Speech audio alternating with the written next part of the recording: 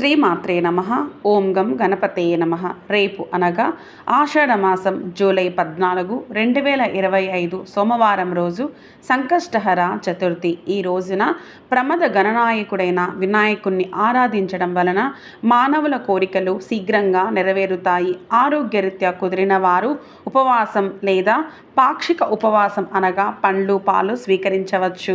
రాత్రి 7:30 తర్వాత వినాయకుని మనసారా భక్తి శ్రద్ధలతో పూజించి చంద్రోదయం తర్వాత ఆహారాన్ని స్వీకరించినట్లయితే వినాయకుని పరిపూర్ణ ఆశీస్సులు లభిస్తాయి.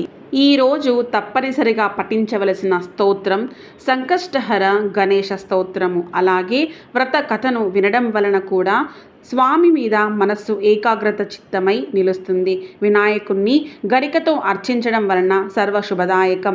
ఈ వ్రతాన్ని మొదటిసారి పార్వతీదేవి ఆచరించి పరమశివుణ్ణి భర్తగా పొందింది. అలాగే పరబ్రహ్మ స్వరూపమైన వినాయకుణ్ణి తన పుత్రునిగా పొందింది. అంతటి విశేషమైన ఈ రోజున వినాయకుణ్ణి ఆరాధించి రాహుకేతు సర్పదోష కుజదోషాలను తొలగించుకొని మన పనులలో ఆటంకాలు కలగకుండా ఉద్యోగము వ్యాపారము అన్యోన్య దాంపత్యము సత్సంతానము సంపదలు కలిగి మన జీవితాలు ఆనందమయం కావాలని వినాయకుణ్ణి కోరుకుందాము. జై శ్రీ గణేశ.